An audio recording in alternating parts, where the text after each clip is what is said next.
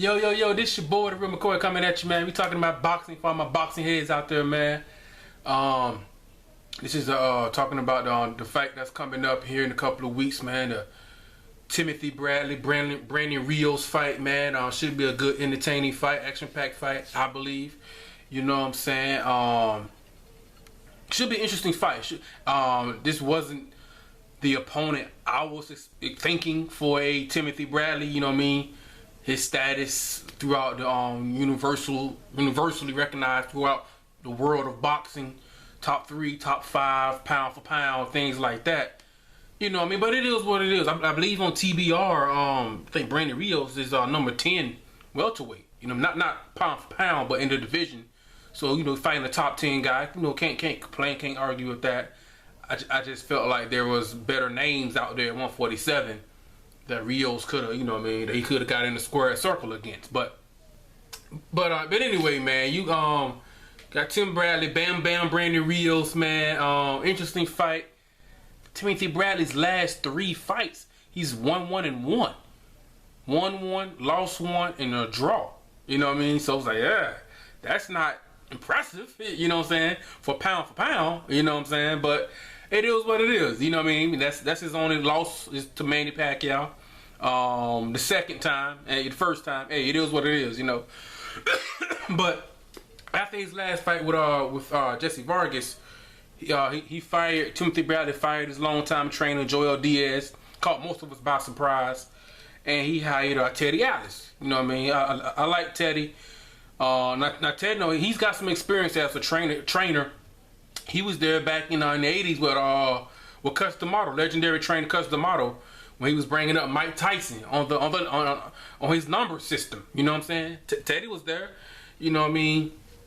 Now, if Teddy has Timothy Bradley boxing like he was known for coming up through the ranks at 140, if Timothy Bradley's boxing like he did against his first fight with Pacquiao in the second half of the fight, because he had the foot injury. Now, his first fight with Pacquiao, I thought it was a little bit closer than a lot of maybe you fans, and especially Pacquiao. I thought the fight was closer. I thought Pacquiao won it. I thought it was closer than, you know, Jim Lampley and those guys made it seem to be. I thought Pacquiao was moving. I thought Bradley was moving, boxing, and things like that. I didn't think Pacquiao won though. But if he's boxing like that and doing what he's known for doing, coming up through the ranks, if Teddy Atlas has him doing that, then, you know, Timothy Bradley should outbox Brandon Rios like 116, 112, 8 rounds to 4, in my opinion. You know what I'm saying? But if he goes out there like the Provodnikov fight, the Diego Chavez fight, something like that, even the Jesse Vargas fight, there were a lot of times when he was just in there exchanging, and that's what he does. You know, he keeps saying, I don't listen to my corner, don't listen to my corner. Well, after a while, you know, that's just who you are. If he goes in there like that, he's going to give Brandon Rios a chance. You know what I'm saying? Brandon Rios is definitely the more power puncher. You know, Timothy Bradley's what, 31-1 or 32-1-1, only 12 knockouts. His last knockout was Joel Casamayor at 140. Super lightweight, junior welterweight in 2011. I mean, it's almost 2016. So he's not knocking anybody out. Both guys got good chins, especially Timothy Bradley got an iron chin, because that punch he took from Jesse Vargas was square, man. All legs, weight, just wow, you know what I'm saying? He didn't even go down. Iron chin, man. So I do think Rio's gonna have his chances. I don't see the fight ending in knockout. Both guys' chins are just too good. With Rios and the wars he had with Mike Alvarado, things like that, man. I don't see it being a knockout. I think it's going to be entertaining, 12 rounds. Bradley, you know, he's going to, when he is boxing, moving, things like that, you know, you're probably going to see Brandon Rios slapping his gloves. Let's fight. That's what Brandon Rios does. Let's fight. And then knowing, you know, I don't know. Now, if you got Teddy Atlas, you know what I mean? Teddy like, hey, listen to him. No, Teddy gets animated. Listen to him. Just box this guy. You know what I mean? But and at the end of the day, it's you and that man in the ring. Your corner can't fight for you. Your trainer can't fight for you. And, you know, knowing Timothy Bradley's past the last few fights, if he turns into that brawler, he's going to give Rios some chances. I mean, to land some big shots, man. To land some shots. That's why I think Rios could win 3 or 4 rounds. Maybe more. You know what I mean? But I do think there's going to be times when he's going to box him, and those will be the rounds that I think Timothy Bradley should win. And Rios has gotten slightly better with his boxing, but a brawler. That's what him and McDonald. That's what he do. Like Marcos McDonald. So I think it'll be entertaining because Timothy Bradley will allow it to be entertaining. He will give Brandon Rios some chances, I believe. Unless Teddy Atlas got him, I mean, sticking and moving, like Customato used to say, once you punch, you move. You know what I mean? Don't be a sitting target. That number system, things like that. Punch and move.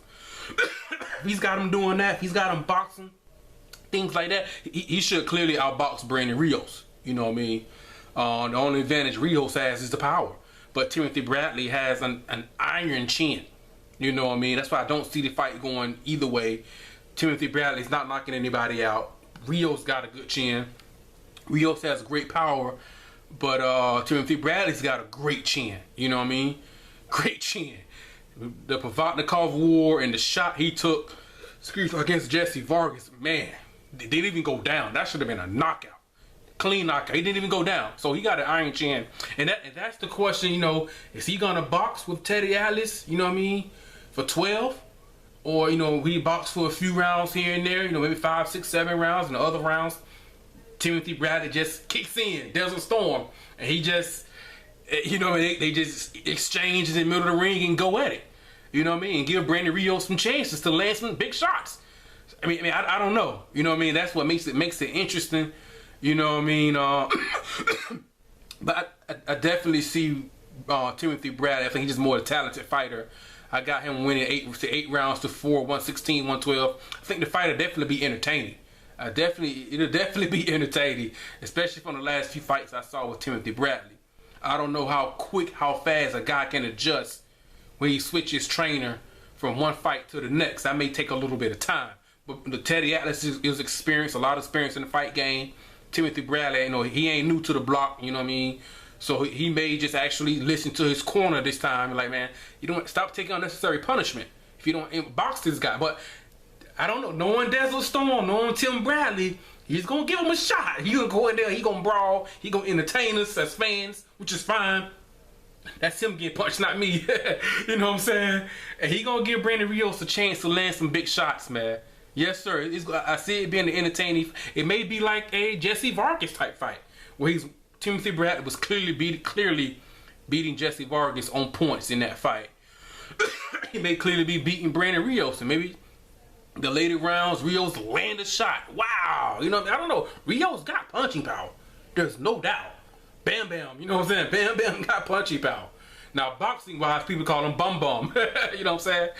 But Bam Bam, he's got that power, man. So and I think that'll make the fight interesting. You know what I mean?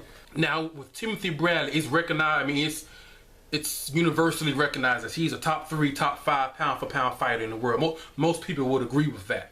I think TBR. You know, I like TBR. I think they've got him 4 or 5, something like that. And he's been there for a while now. Now,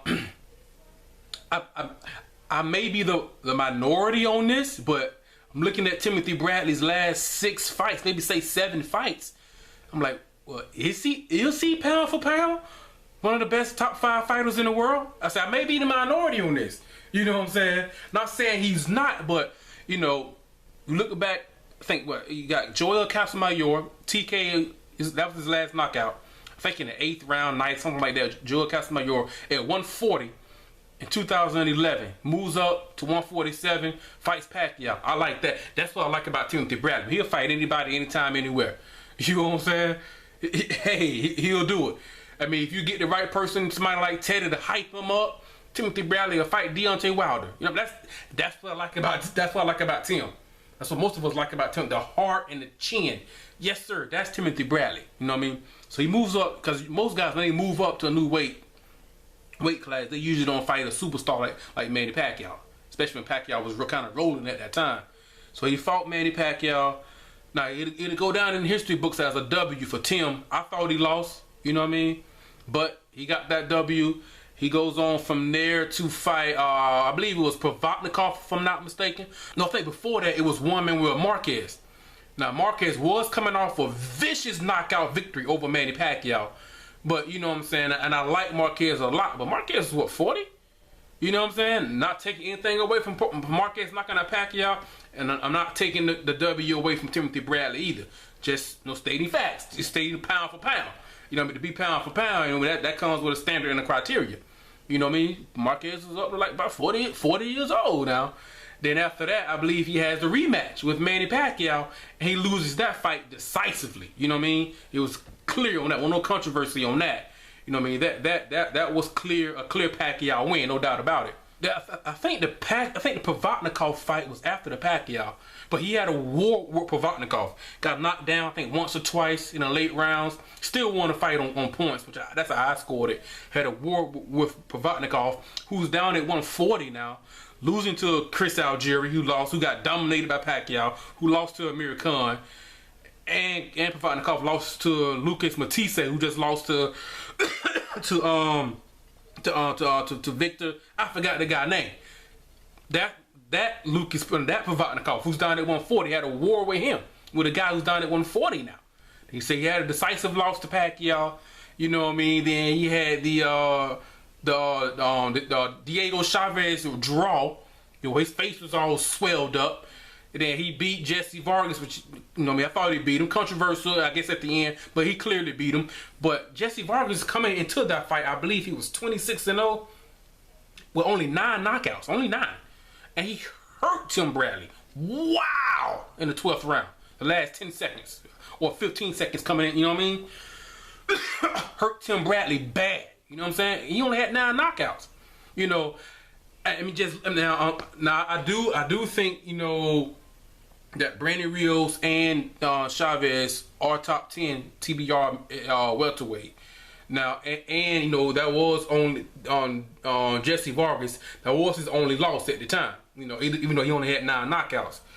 But unless Chavez and Vargas, if they come, if those guys pan out to be, you know what I mean, dominant stars at 147, I'm looking at Timothy Bradley's opponents and the results. I'm like, yeah, is that pound for pound worthy? You know what I'm saying? I don't know. I mean, I don't know. I say I may be because it's recognized. I mean, it's universally recognized that Timothy. Most people say, yeah, he's top 5 pound for pound, top 10 worst case scenario. You know, I'm just looking at his last. I'm just looking at it now. Let me really break it down. I'm not knocking. I like Tim. I like Desert Storm. I like Tim Bradley, man. I'm just looking at his fights, the opponents, the names, and the results. I'm like, I don't know. I was just expecting maybe Brooke, Mir Khan, Keith Thurman, Sean Porter, even Danny Garcia at 147 now. Marcos Maidana. Well, what I'm hearing about Maidana is that Marcos Maidana, he's fat and out of shape now. And he's deciding whether or not he wants to box again. But anyway, I mean, take Brooke, Kelbrock, Amir Khan, Thurman, Sean Porter. You know what I mean? I think they have a fight coming up. Danny Garcia now, who's moved up to 147. You know what I mean? I just thought there were better names than the Brandon Rios. You know what I'm saying?